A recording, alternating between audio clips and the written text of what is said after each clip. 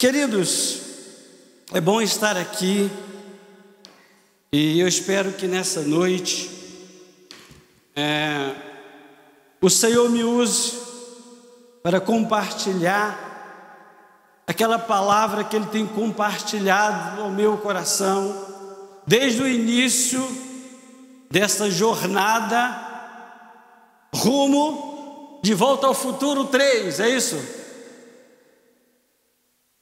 Retorno a... Talvez alguém pergunte, mas por que retorno à santidade? Queridos, porque nós precisamos sempre rever as nossas vidas e algumas vezes pode ter alguma sementezinha, alguma sujeirazinha do pecado de maneira assim tão sutil que somente em conferências, em temas como estes, que Deus usa para revelar, para mostrar, para trazer à tona. Às vezes essas sementezinhas, esse pecadozinho, essa sujeirinha que fica pelo canto como fosse cisco, às vezes é tão sutil como o câncer. E em nome de Jesus, toda célula cancerígena na mama, no ovário, no útero, nas trompas, na próstata, nos órgãos, o Senhor vai arrancando, vai queimando. Meu Deus, que nenhum câncer, meu Deus, e toda impureza, toda sujeira do corpo, da mente, do espírito, seja queimado, seja lavado, seja purificado nesses dias, nessa jornada de retorno à santidade. Senhor, que não fique nenhum resquício, nenhuma sujeirinha, nenhuma mancha. Senhor, nós queremos, Senhor, eu preciso ser purificado, eu preciso ser queimado pelo fogo purificador do Teu Espírito. Queima, Senhor, purifica, limpa por inteiro. Porque o Senhor é como um fogo consumidor, o Teu Espírito é água que vem como uma enxurrada e vai levando toda a sujeira. Faça assim em nossas vidas, em nome e para a glória de Jesus. Amém. Pastor. Queridos, não estava no script orar, repreendendo, pedindo ao Senhor que queimasse toda célula cancerígena, mas Deus sabe o porquê. É aquilo que o Senhor disse a Pedro: o que eu faço agora tu não entende, entendê-los há depois, ou compreenderá depois. Queridos, e nessa noite eu tenho assim a responsabilidade de compartilhar, refletir com os irmãos sobre pecados de palavra.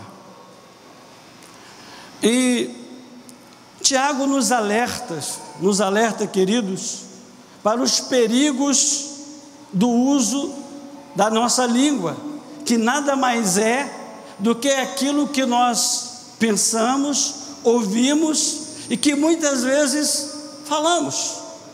Às vezes alguém diz assim: poxa, escapuliu, eu fui traído, eu pensei alto. Queridos, as palavras, na maioria das vezes, em 99%, é fruto daquilo que nós ouvimos ou pensamos. Nós reproduzimos aquilo que nós ouvimos e pensamos. Há 1% de possibilidade de uma casualidade de uma palavra sair, principalmente uma palavra indevida, principalmente uma palavra mal colocada, principalmente uma palavra que tem uma conotação a qual Deus repudia, a qual desagrada a Deus, principalmente uma palavra que talvez machuque, que denigre a imagem de outro. Mas ele nos chama a atenção. O apóstolo Tiago, ele diz: semelhantemente a língua é um pequeno órgão do corpo, que se vangloria de grandes coisas. Vejam como um grande bosque é incendiado por uma simples fagulha. Assim também, a língua é um fogo colocado entre os membros do nosso corpo, contamina a pessoa por inteiro, incendeia todo o curso de sua vida, sendo ela mesma incendiada pelo inferno. Palavras do apóstolo Tiago. Sabemos que a língua não funciona por si só. Ela precisa ser acionada pelo mecanismo, ela precisa ser acionada por um comando central. Simplesmente, se nós pegarmos uma pessoa, se nós pegarmos uma criança e a isolarmos do contato social, do convívio com pessoas, ela não vai desenvolver a fala. Aí nós temos aquele conceito de mudo e surdo.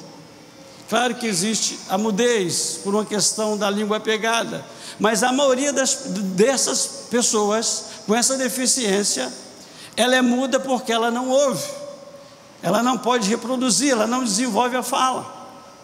Então, as nossas palavras é o som que nós reproduzimos.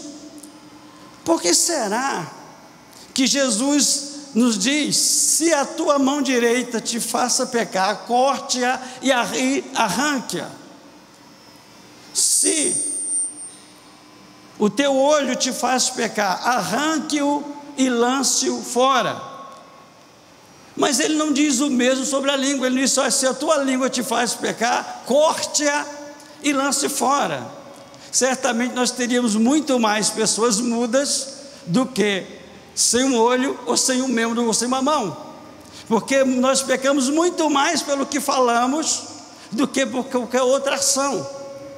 E muitas vezes esse pecado de palavras, ele é sutil, nós nem sentimos, às vezes não há um propósito, às vezes não há nenhuma consciência, até que o Espírito Santo toca no nosso coração, até que o Espírito Santo desperta a nossa consciência que tal palavra não nos convém. Muitas vezes nós pecamos, afinal de contas nós pecamos por pensamentos, palavras e ações, porque a ação é o resultado da somatória do que ouvimos, do que pensamos, do que falamos. Às vezes o falar até impede uma ação, mas muitas vezes não impede o falar. Então, queridos, Jesus não disse arranque a língua. No entanto, o salmista diz: Senhor, põe um freio na minha boca. Por que será que ele diz isso? Ele está dizendo: Senhor, me impeça de falar coisas que eu não devo. Senhor, eu não tenho controle sobre a minha língua, em outras palavras, por isso, põe um freio na minha boca, para que eu não fale nada além daquilo que me convém, para que eu não fale nada do qual eu possa me arrepender, do qual eu possa te entristecer. Em Mateus capítulo 12, versículo 36, o Senhor Jesus nos diz o seguinte: mas eu lhes digo que no dia do juízo os homens haverão de dar conta de toda palavra inútil que tiverem falado. Numa tradução mais antiga, do tempo do Enoque, fala assim: toda palavra frívola. Mas é tão complicado, até a expressão é complicada. Mas Jesus diz que toda palavra inútil, toda palavra que não produz nada de bom, toda palavra que não semeia, toda palavra que não edifica, toda palavra que não exalta Deus, toda palavra que não glorifica a Deus, toda palavra que não incentiva, toda palavra que não incentiva. Aí nós podemos pensar e trabalhar segundo o autor do livro. Nossa primeira categoria de pecado é pecado de indecência no falar. Mas pastor, como é isso? Queridos, existem pessoas que têm um péssimo hábito de dizer palavras sujas, de proferir palavras indecentes, inconvenientes. É aquilo que nós chamamos popularmente de palavrões ou de palavras chulas, a depender de como nós nos expressamos. Acredite, Deus dá muito mais importância ao nosso falar, tanto é que o Senhor Jesus diz que prestaremos conta de tudo o que falamos. Queridos, eu fiquei horrorizado, eu fiquei perplexo quando eu fui morar em Arco-Íris, no meu primeiro ano em Arco-Íris. E o motivo desse ficar horrorizado foi a quantidade de jovens e crianças que soltavam palavrões pela rua, pelas praças. Eu digo, Iraci, eu estou assim impressionado de maneira negativa como crianças já aprendem a falar palavrões. Eu não sei porque eu tinha uma ilusão, meu contato já há uns 22 anos, meu convívio é mais com pessoas crentes, mas também já convivi muito com pessoas não crentes que não têm hábito de falar palavrões.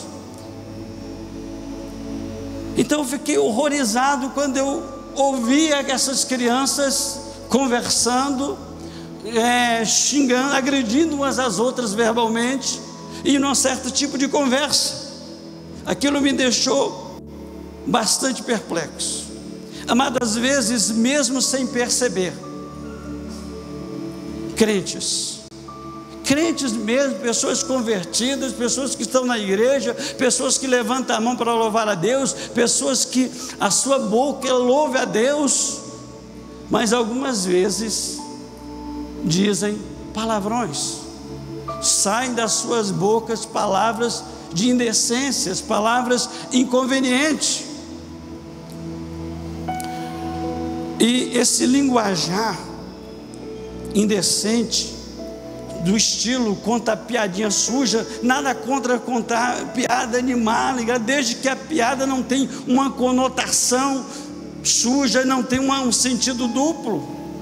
Existe inclusive até músicas populares que tem um sentido duplo na letra, tem uma intenção dupla.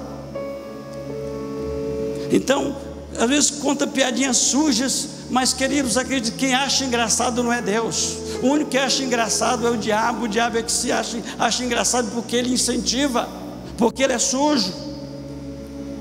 Então, isso acontece. O apóstolo Paulo nos diz o seguinte, nos dá a seguinte orientação, isso está em Efésios 5:4: não haja obscenidade, nem conversas tolas, nem gracejos imorais, que são inconvenientes. Ou seja, não convém estar na minha boca, como crente, como homem casado, como pastor, certo tipo de palavras que são feias, que são inconvenientes, que não produz nada de bom, que não agrada as pessoas que ouvem. Se não agrada as pessoas que me ouvem, se não agrada as pessoas que te ouvem, você acha que vai agradar a Deus? Não vai agradar a Deus, não vai agradar. Por isso Paulo diz que nós devemos ter sempre em nossa boca salmos, hinos de ações de graças, cânticos espirituais, seja isso que saia da nossa boca. Confesse especificamente que tipo de linguajar inadequado você está usando, e peça que o Senhor, que Jesus seja o Senhor sobre essa área da sua vida. Queridos, então não existe tipo de palavras. O nosso linguajar precisa ser sadio, nosso linguajar tem que ser condizente com a fé que nós professamos, com o Senhor que nós professamos crer e seguir.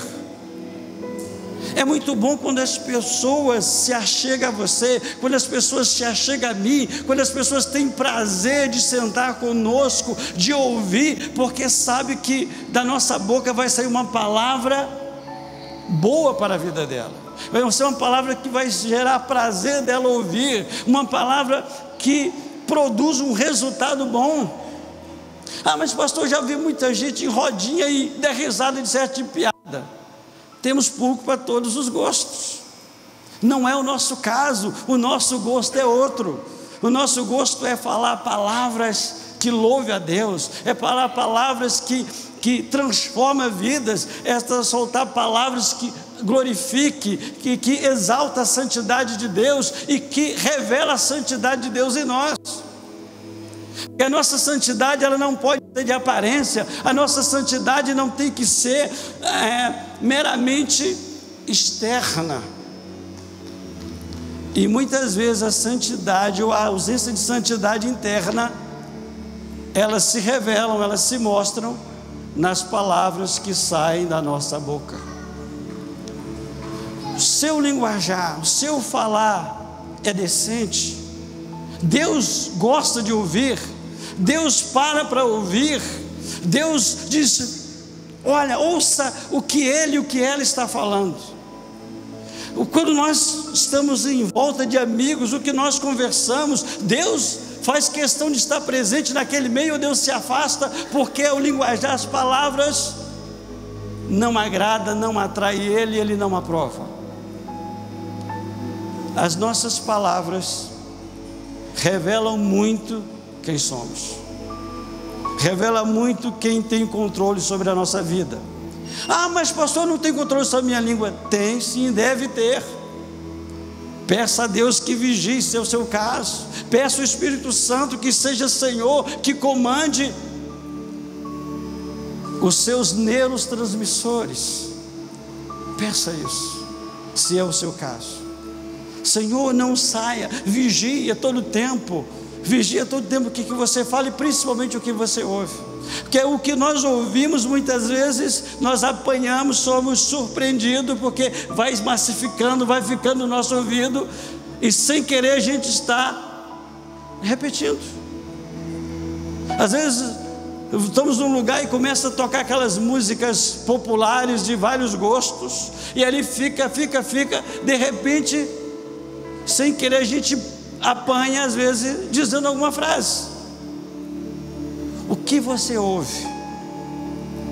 O que você ouve são sementes que estão sendo plantadas na sua mente, que vai ajudar você na sua fala.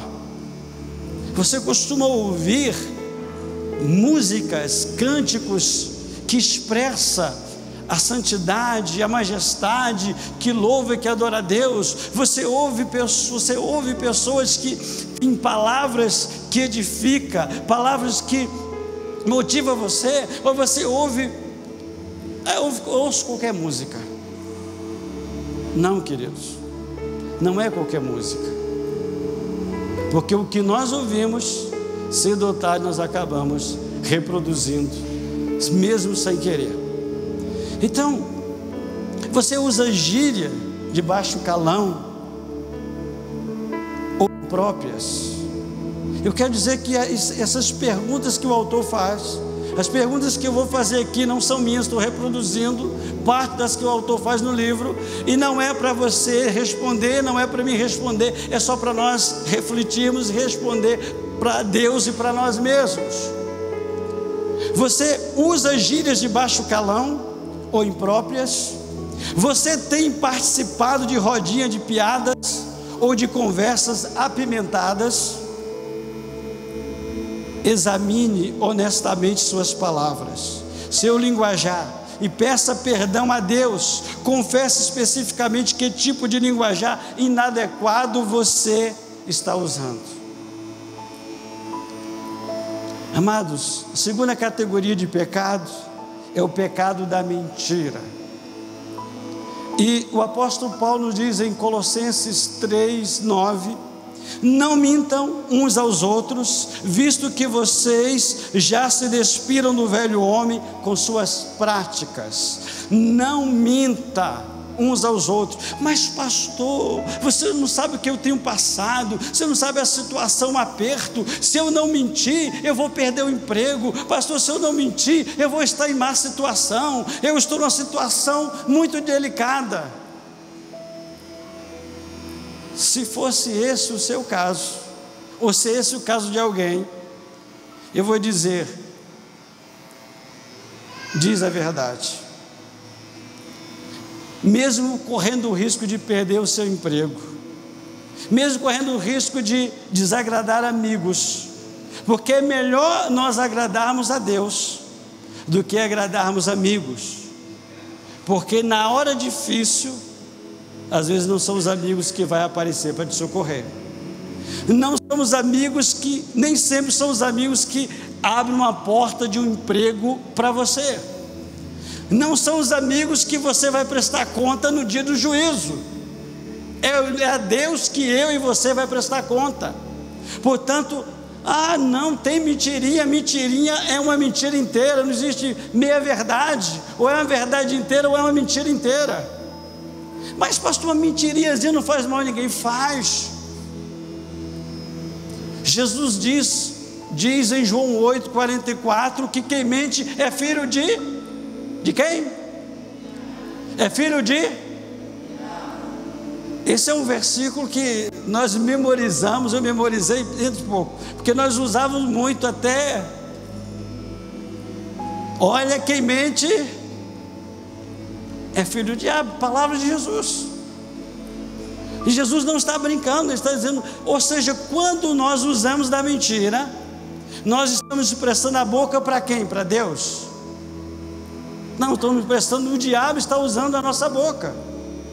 Mas quando falamos a verdade, nós agradamos a Deus, glorificamos a Deus, e toda mentira cai por terra em nome de Jesus.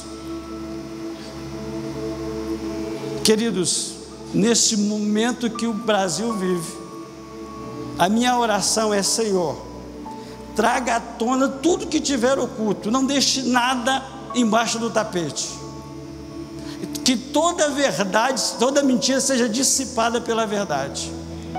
É hora da verdade sobrepujar, é hora da verdade ser exposta, é hora da verdade trazer tudo que está oculto, tudo que está sendo tramado, tudo aquilo que é planejado, tudo aquilo que é projetado no inferno. E muito cuidado para que você displicentemente não empreste a sua boca para que o diabo use, mesmo que você sofra as consequências. Diga a verdade. O apóstolo Paulo disse: nada se pode contra a verdade, exceto em favor da verdade. Alguém disse, existe um provérbio popular que a mentira tem perna curta e que a verdade vem devagar, mas chega. Queridos, às vezes a mentira vai na frente. Às vezes o problema da mentira é que, primeiro, não vem de Deus, não agrada a Deus. Segundo, para que a mentira permaneça sendo mentira, a pessoa tem que continuar mentindo. A pessoa mentiu uma vez, ela tem que mentir sempre, porque ela vai estar sempre apertada. E aí um dia ela pode se trair, um dia alguém diz a verdade, porque a verdade pode demorar, mas a verdade chega. E quando a verdade chega, a mentira é dissipada. Então o apóstolo diz: não mintais uns aos outros. Ele está dizendo: essa não é prática sua, isso não convém a você que é cristão, que é crente em Jesus. Quem nunca foi tentado? Quem nunca se viu numa situação difícil? Queridos, quando um dos meus empregos em Salvador, eu me lembro que logo quando lançou o cartão de crédito, pelo menos na Bahia, o Mastercard, depois eu vou cobrar o merchandising. Aí os colegas da loja que eu trabalhava entraram em acordo, combinaram com uma moça que trabalhava no caixa, que recebia os telefonemas, e que ia ligar para a operadora, dizendo que todos os funcionários daquela loja, daquela área, ganhavam X, e que para pedir cartão de crédito. Chegaram até mim. Disse: Haroldo, nós já estamos todo mundo certo aqui, falta só você. Olha a pressão, falta só você. A gente combinou assim assado, então você está nessa. Eu digo: não, estou fora. Ah, mas você não quer ter um cartão Mastercard? Inclusive tinha até uma propaganda do cartão. Eu digo: não. Mas por que você não quer? Eu digo: eu não quero, que primeiro eu não ganho nem a metade do que o cartão exige. Segundo, para ter esse cartão, vou ter que concordar com a mentira de vocês, e eu estou fora. Olha, eu posso dizer que não fiquei nada bom no conceito deles, mas o que aconteceu? Eu também não entrei na deles. Sabe qual é o problema quando a gente é tentado a entrar nessas coisas? É que um dia que você for dizer a verdade, eles não vão acreditar, você não terá crédito, porque você participou da mentira, porque você mentiu. Agora eles não acreditam, agora eles não dão o que você fala. Não entre em esqueminha de escola, não entre em esqueminha de trabalho, aqueles esqueminhas, sabe, que você sabe que são mentirosos para levar vantagem ou para encobrir algum erro. Não é sua prática, não é minha prática, não é nossa filosofia de vida. Não é isso que nós fazemos. Queridos, a Bíblia não nega a tentação. No entanto, ela nos ensina a resistir bravamente. A resistir. E a única maneira de resistir à mentira é não cedendo à vontade, à pressão de mentir. Eu tive um colega de trabalho, era de seminarista. Ele trabalhava num escritório de contabilidade. E ele disse que o patrão dele tinha uns esquemas assim bem errados. Aí alguém ia ligar e o patrão não queria falar com essa pessoa. Ele disse para ele: olha, se tal pessoa ligar, diga que eu não estou. Ele disse: eu não vou falar isso. Se ligar, eu vou dizer que o senhor está.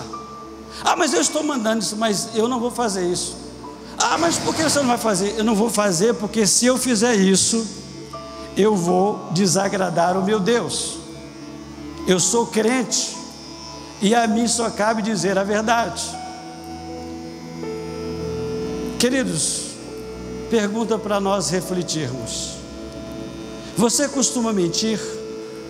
Você já enganou pessoas ou instituições?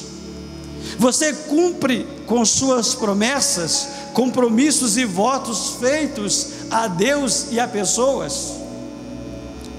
Se assim for, isso revela um problema de personalidade, ou seja, falta integridade. Deus odeia a mentira, a inconstância. Confesse tudo e renuncie à mentira e responsabilidade no falar. Sejamos responsáveis no falar como somos em qualquer outra área da nossa vida. A mesma responsabilidade que nós temos com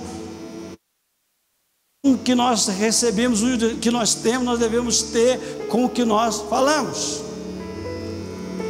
Queridos, a terceira categoria de pecados é o pecado de murmuração. Em 1 Coríntios 10:10, o apóstolo Paulo diz o seguinte: não murmureis, como alguns deles murmuraram e foram mortos pelo destruidor.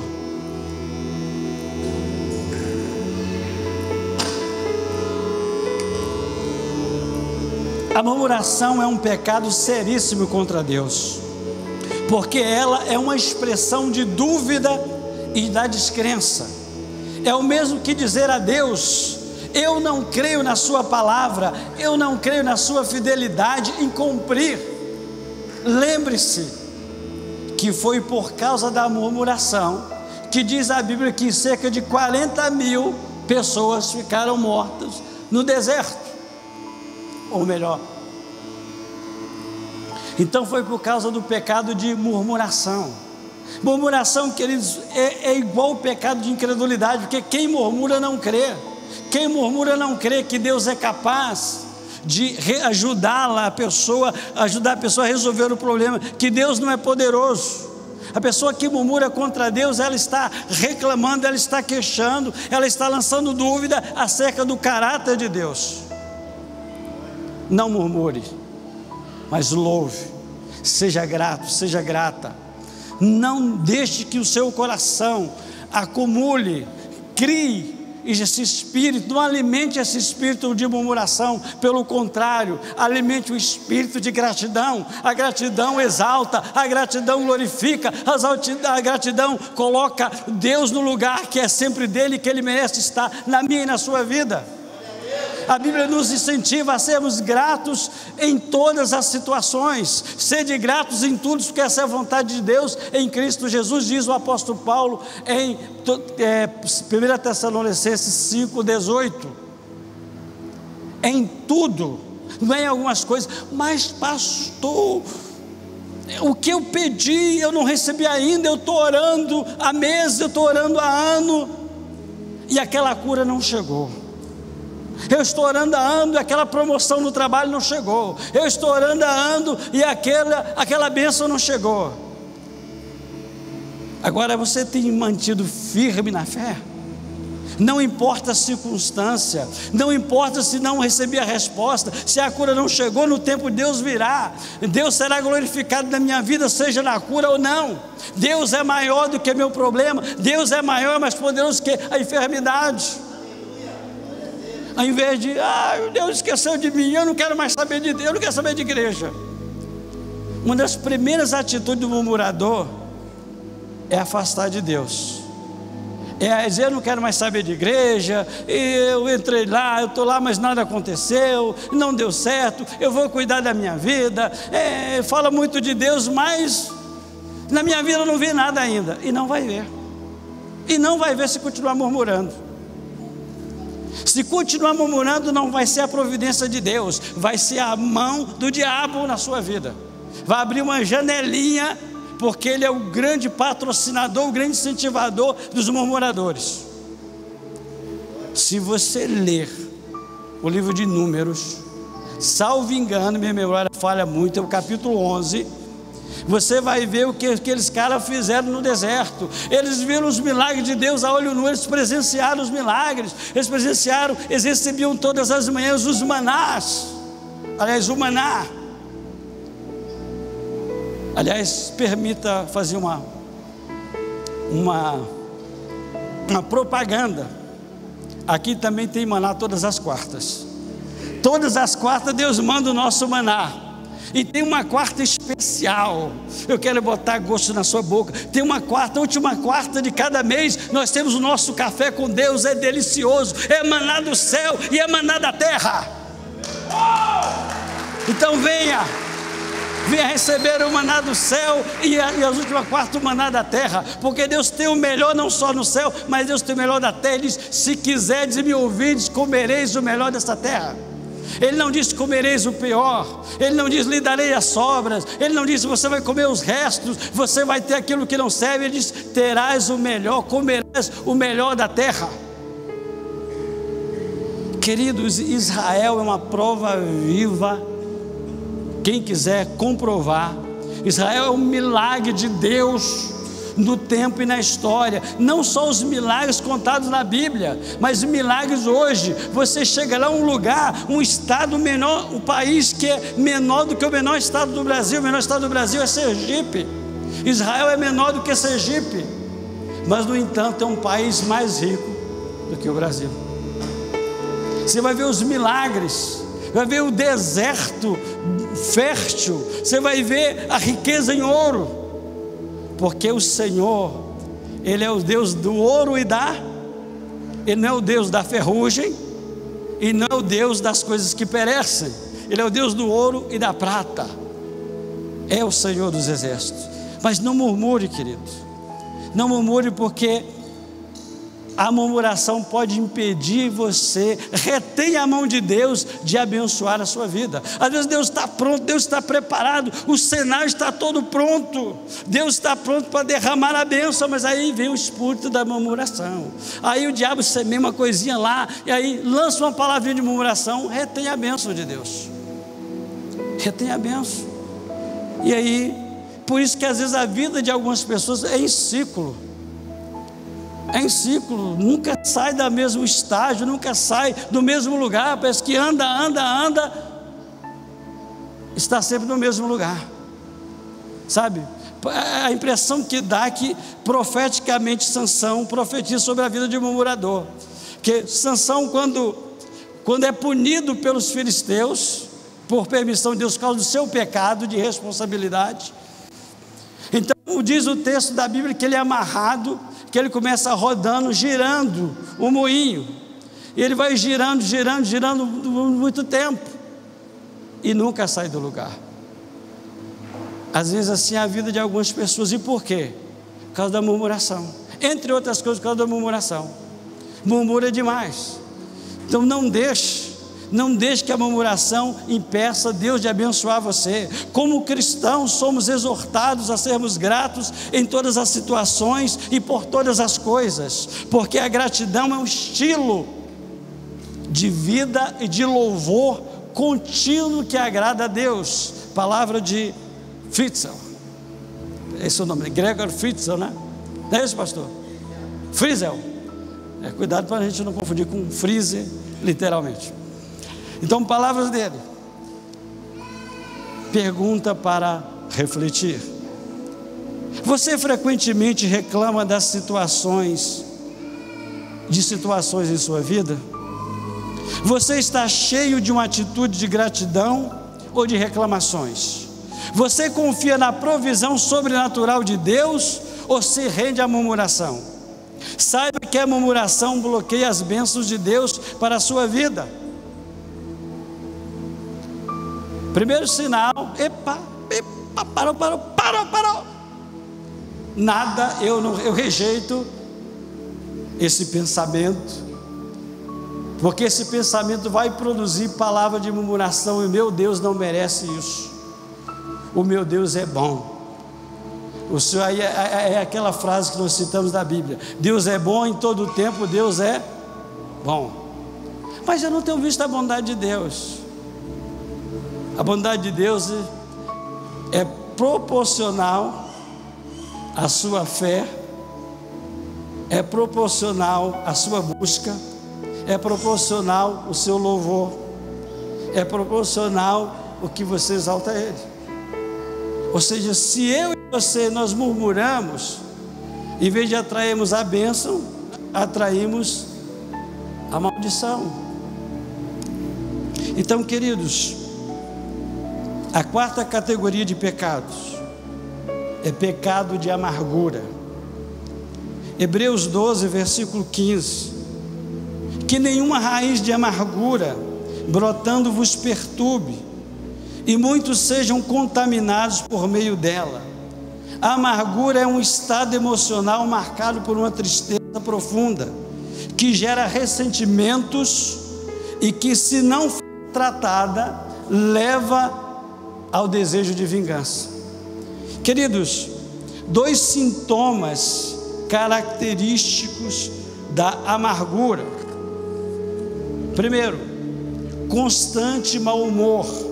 A pessoa que é amarga, que tem problema de amargura, ela está sempre mal-humorada, ela nunca está bem-humorada. A pessoa se torna áspera, crítica, cheia de autopiedade, lamentações, vingativa, e ela contamina todas as pessoas que estão ao seu redor, porque ela destila amargura, ela continua falando, ela é uma pessoa negativa, ela nunca incentiva, pelo contrário, ela, em vez de impulsionar com as suas palavras, ela, pelo contrário, ela tenta arrastar as pessoas para o seu mundo de amargura e vai contaminando as pessoas. A segunda característica é o isolamento. As pessoas que se afastam, pois a conversa do amargurado gira em torno de suas próprias frustrações, feridas, e o ambiente à sua volta se torna desagradável, provoca mal-estar, e o amargurado se isola como uma forma de proteção. Então, a pior coisa que pode acontecer na vida de alguém é quando a amargura começa a criar raízes. É por isso que fala assim, raiz de amargura. A pastora disse no domingo passado, que estava lá ouviu, e eu gostaria de reproduzir, mas eu tenho medo de falhar. Mas entre as coisas que a pastora disse, e é um fato que a psicologia comprova, que a raiz de amargura em outras causas pode provocar câncer. Tem pessoas que têm úlcera, tem câncer, e a origem é psíquica por causa da amargura. Ela atrai doença, ela bloqueia o fluxo, o agir de Deus, ela bloqueia, até o organismo começa a produzir toxina, como se ela tivesse sido mordida por uma serpente. Não deixe, não guarde nenhuma amargura dentro de você. Peça para o Espírito Santo limpar o seu interior. Peça o Senhor que isole o pensamento. Peça o Senhor que não deixe que mágoa, que ressentimento ganhe o seu coração e gera um espírito de amargurado, gera uma raiz de amargura. Pergunta: você se irrita e fica mal-humorado facilmente? Suas palavras refletem um ódio incontido ou impaciência com aqueles que estão ao seu redor? Você fala mal dos outros por trás? Confesse-os imediatamente. abandone este pecado sério de palavra. Último categoria de pecado: pecado de semear contendas. E aqui eu peço, se tivesse presente, desculpa ao autor, porque ele usou outro texto, mas eu preferi usar Provérbios 6, versículo 16 e 19, que diz: 6 coisas o Senhor detesta, sim, 7 ele abomina: testemunha falsa que profere mentiras e o que semeia contenda entre irmãos. O que o sábio Salomão está dizendo é que a pessoa que semeia contenda, a pessoa que joga umas contra as outras, pessoas que criam rede de intriga entre irmãos, e o irmão que ele está falando aqui é a irmandade da fé. Essa pessoa Deus abomina, é uma pessoa que Deus não gosta, é uma pessoa que Deus reprova. Queridos, isso é uma coisa terrível, isso não pode acontecer. E o pior, o que acontece muito, uma das armas mais eficazes de Satanás é justamente semear contenda, é usar pessoas para maldizer, é usar pessoas para falar mal de alguém, é pessoas falar: o culto hoje não prestou, eu não gosto do pastor porque, sabe, ele passou, ele não me cumprimentou, ele não me abraçou, ele não diz abençoado, abençoada, ou meu lindo, minha linda, não sei o que, o pastor não dá atenção mais para um do que para outro, e eu não gosto mais daquela igreja, aqueles irmãos são incessados. Você e eu somos crentes, não por causa dos pastores que nós já tivemos e que nós temos. Você e eu somos crentes, não por causa dos irmãos que nós temos, e graças a Deus pela vida deles. Nós somos crentes por causa do Senhor Jesus. Nós somos crentes que fomos comprados pelo sangue de Jesus. Assim como somos crentes, devemos permitir que esse amor de Jesus, esse espírito de mansidão, esse espírito de conciliação de Jesus direcione a nossa vida. Queridos, e com isso, as contendas que são, o autor diz o seguinte: e como ele faz isso? Semeando contenda entre as irmandades. Querido, primeiramente, a contenda, ela provoca, ela destrói relacionamentos. Pessoas que começam a semear contenda, ela destrói relacionamento entre amigos, ela destrói relacionamento entre irmãos, ela destrói relacionamento entre até mesmo casamento, ela destrói. Não permita que alguma pessoa que gosta de semear contenda use o seu ouvido. Não empreste o seu ouvido para contenda, não empreste, não dê o seu ouvido para esse tipo de coisa, e não permita que o diabo use a sua boca para semear contenda contra quem quer que seja. A contenda, ela enfraquece a igreja, que onde há o espírito contencioso, o Espírito Santo não age. Queridos, ou o espírito age na igreja, ou o espírito da contenda, e o espírito da contenda enfraquece a igreja porque impede a ação do Espírito Santo. Talvez se pergunta por que tem igreja que tem 100 anos e ela não sai do lugar, em vez de crescer ela diminui, em vez de avançar ela recua. Certamente tem um espírito de contenda ali naquele meio, certamente o diabo tem usado pessoas, e às vezes o diabo usa as pessoas que se acham as mais experientes, em alguns casos as mais importantes. Queridos, a pessoa mais importante é aquela que se acha menos importante, é aquela que se deixa Deus usar, é aquela que não permite que o espírito de contenda, que o diabo use a sua boca, é aquela pessoa. É engraçado, tem uma irmã em Salvador que é na casa dela, ela também é costureira, e lá no, eu não vou dizer ateliê, porque não é um ateliê, lá no quartinho de costura dela, está escrito assim: aqui não falamos mal de irmãos, nós oramos por ele. Eu vou repetir, está escrito assim: aqui não falamos mal de irmãos, oramos por ele. Ela está dizendo, com essa frase, está dizendo, não me venha falar de ninguém que eu não quero ouvir. Meus ouvidos não estão abertos para fofoca, para contenda, para maldizente, para semeador. Meu ouvido não está aberto para que o diabo tente me levar para a sua rodinha, para a sua laia. É fácil para você falar das falhas dos outros. Você tende a fazer parte das panelinhas da igreja. Você critica aqueles que têm um gosto musical, estilo de culto diferente. Eu não vou.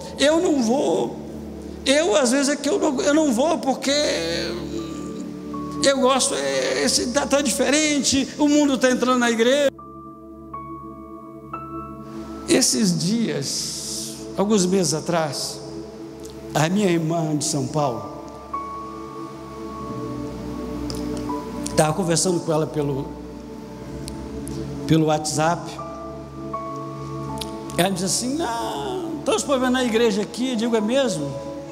Qual é os problemas? É porque o mundo está entrando na igreja, o pastor está permitindo que o pecado entre na igreja. Como assim, minha irmã?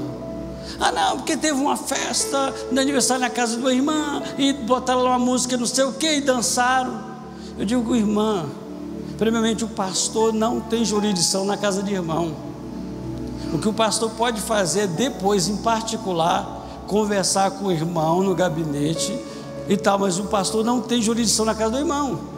Segundo, você sabe se o pastor não chamou a atenção às pessoas que praticaram essa tal mundanismo que você está dizendo? Digo, irmã, tenha cuidado para você não julgar as coisas, não interpretar mal. Isso não significa que o pecado está entrando na igreja. Foi uma ação, uma festinha lá, talvez de maneira inocente. Então tenha muito cuidado. Não permite que isso da sua boca comece a se espalhar isso, certo? Então, queridos, tais pecados sutis de atitudes e palavras são mais danosos à igreja do que os ditos pecadões. Na verdade, um membro de igreja negativo pode fazer mais mal à comunidade do que um alcoólatra. Palavras do autor. Ou seja, uma pessoa que semeia contenda, ela prejudica muito mais a igreja, ela prejudica muito mais o corpo de Cristo do que propriamente um alcoólatra. Porque um alcoólatra, ela prejudica a si mesmo e ela traz alguma má visão sobre a vida dela. Mas a pessoa que semeia contenda, ela contamina parte do corpo e, se bobear, o corpo inteiro. De repente você vê irmãos, eu conheço casos de pessoas que arrebanharam uma boa quantidade e saíram da igreja por causa de contenda. Contenda não é de Deus.